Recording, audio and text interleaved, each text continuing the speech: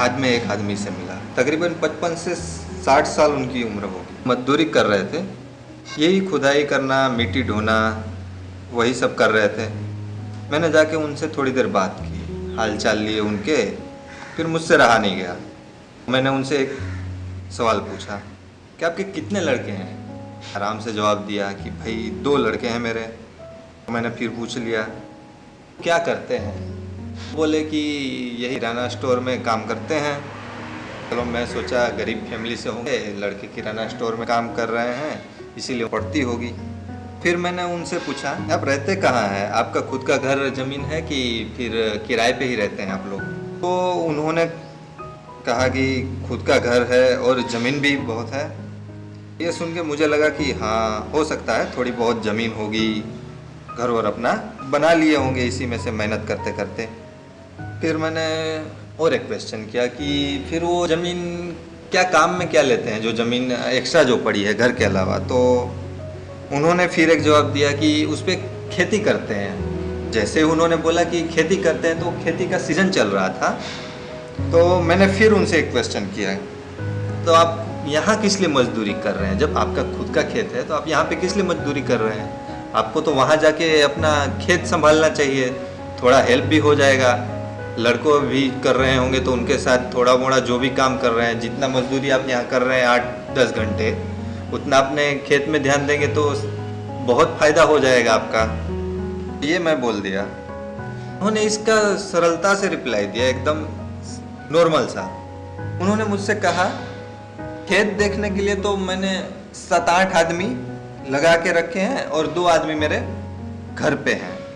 अरे ये सुन के मेरा दिमाग चकरा गया भाई, ये सुन के मेरा दिमाग चकरा गया एकदम कि खुद के घर में 7-8 आदमी काम कर रहा है, वो आदमी खुद बाहर 350 से 400 का मजदूरी कर रहा है। अच्छा ऐसा पॉसिबल है क्या, आप ही लोग बताओ। ऐसा पॉसिबल है कि जिसके घर में नौकर चाकर हो वो खुद बाहर जाके मजदूरी करेगा। अरे ये सुन के तो मेरे होश उड़ गए एकदम से। तो मैंने उनसे और एक सवाल किया, आपके घर में इतने नौकर चाकर हैं तो फिर बच्चों को किराना स्टोर में किस लिए लगा के रखे हैं।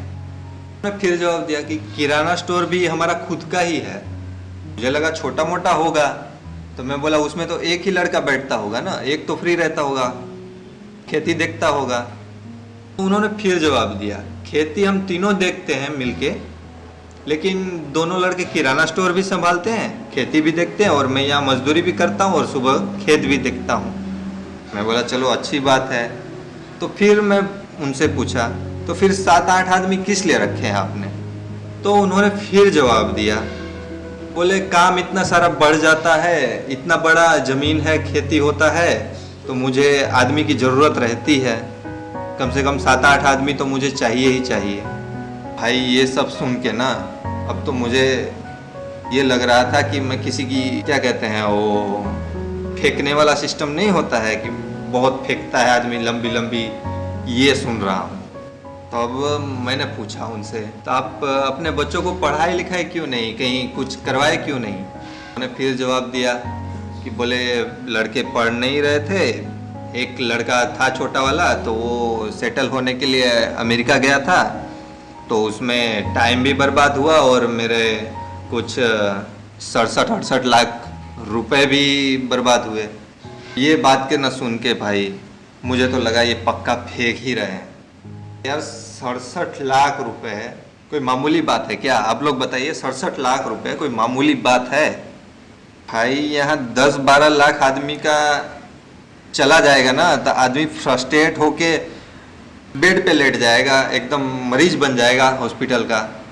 और यहाँ 67 लाख रुपए की बात कर रहे हैं। अब तो मुझे यकीन हो गया था कि ये फेंक ही रहे हैं, बस कुछ नहीं है। एक होता है ना कि आदमी को बात हजम नहीं होती है, वही अब मेरे साथ हो रहा था। अब मैंने से एक और क्वेश्चन किया, एक और सवाल पूछा। मैंने उनसे पूछा, सीधे ही सीधा पूछ लिया, जब आपके पास इतना सारा पैसा प्रॉपर्टी है तो फिर आप इधर मजदूरी किस लिए करते हैं 250, 300, 350, 400 रुपए की। उन्होंने जो जवाब दिया ना वो सुनिए आप पहले। उन्होंने कहा बस बेटा ऐसे ही टाइम निकालता हूँ और शरीर की एक्सरसाइज भी हो जाती है, काम भी थोड़ा बहुत हो जाता है। अब ये बात सुनकर ना मुझे मेरे पापा पहले से ही हार्ड वर्क करते आए हैं और आज भी हार्ड वर्क कर रहे हैं।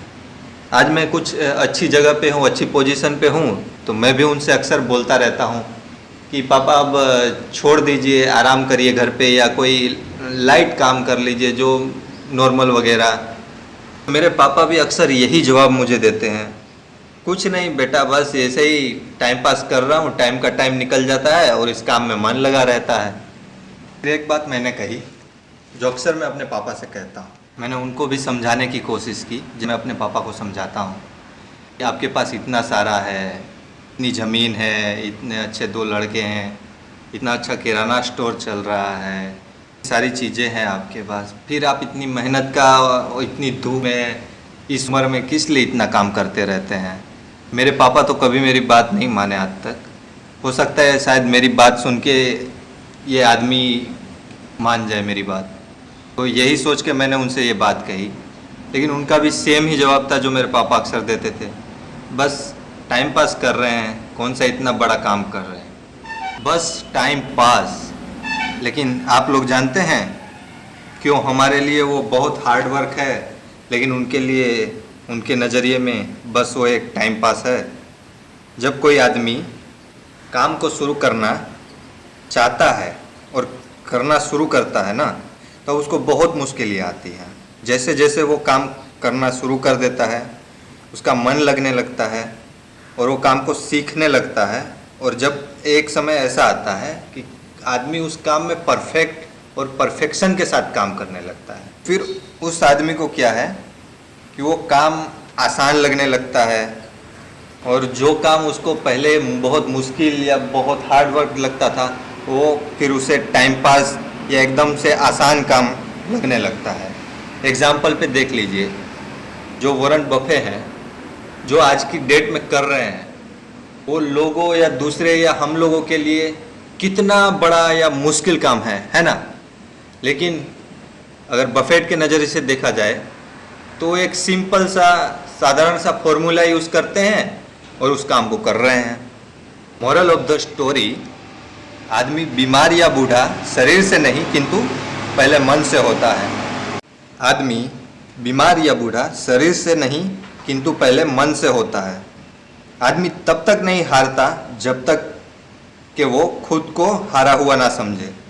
आदमी कितना भी बड़ा और कामयाब हो जाए, लेकिन उसे काम करना और सीखना कभी नहीं छोड़ना चाहिए।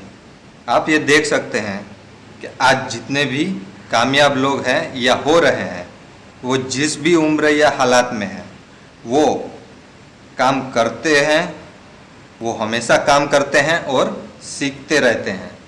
इसी के साथ हेल्प एवर ट्रस्ट चैनल की ओर से थैंक्स फॉर वॉचिंग।